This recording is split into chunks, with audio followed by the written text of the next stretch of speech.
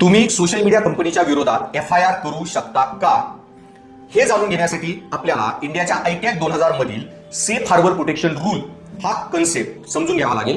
So safe harbour protection rule हा internet इंटरमिडिएटरीजला एक क्रिमिनल ऍक्शन पासून FIR पासून प्रोटेक्शन देतो त्या केसेसमध्ये ज्यामध्ये त्यांच्या प्लॅटफॉर्मवर काही थर्ड पार्टी युजर बद्दल काही इलिगल कॉन्टेंट होस्ट केले असेल किंवा झाले असेल तर.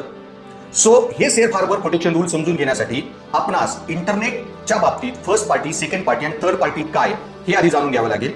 सो फर्स्ट पार्टी म्हणजे इंटरनेट सर्व्हिस इंटरमिडिएटरीज जसे की websites, social media platform, Instagram, Facebook, YouTube इत्यादी किंवा एखादे मोबाईल कंपनीचा ऍप.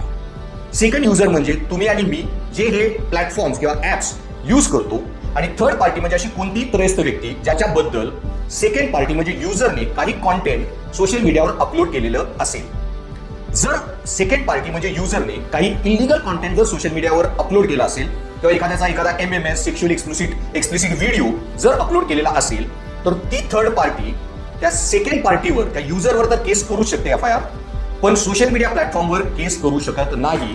कारण ITAC मधील सेक्शन 79 मध्ये असलेला हा सेफ हार्बर प्रोटेक्शन रूल त्यांना एक लिमिटेड लीगल प्रोटेक्शन देतो क्रिमिनल ऍक्शन पासून. लिमिटेड लीगल प्रोटेक्शन म्हणजे काय?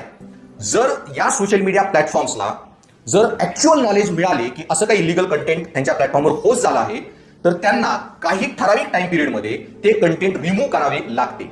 जर त्यांनी त्या ठराविक टाइम पिरियडमध्ये ते कंटेंट रिमूव्ह नाही केले तर थर्ड पार्टी ही सोशल मीडिया प्लॅटफॉर्म किंवा इंटरनेट इंटरमिडिएटरीच्या विरुद्ध किंवा त्या ऍप कंपनीच्या विरुद्ध ही केस फाईल करू शकते.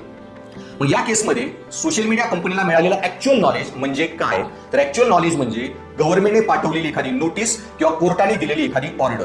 सो गव्हर्नमेंटने एखादी ऑर्डर दिली, कोर्टाची एखादी ऑर्डर आली आणि त्या ऑर्डर मिळाल्यानंतर सोशल मीडिया कंपनीने ठराविक वेळेत ते कंटेंट रिमूव्ह करावे लागते. जर त्यांनी ते केले नाही तर त्यांच्यावरही क्रिमिनल केस फाईल होऊ शकते.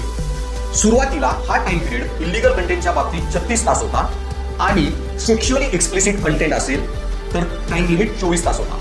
पण आता गव्हर्नमेंटने इंटरनेट इंटरमिडिएटरी रूल्स 2021 ला एक अमेंडमेंट आणली आहे आणि या अमेंडमेंट नुसार आता हा टाइम पिरियड इलिगल कॉन्टेंटसाठी 3 तास आणि सेक्शुअल एक्सप्लिसिट कॉन्टेंटसाठी 2 तास फिक्स केलेला आहे. आणि एवढ्या वेळा सोशल मीडिया कंपनीजला ते कंटेंट रिमूव्ह करावे लागणार. आणि ही जे नवीन अमेंडमेंटचे जे रूल्स आहेत ते 20 फेब्रुवारी 2026 पासून एन्फोर्स झालेले आहेत.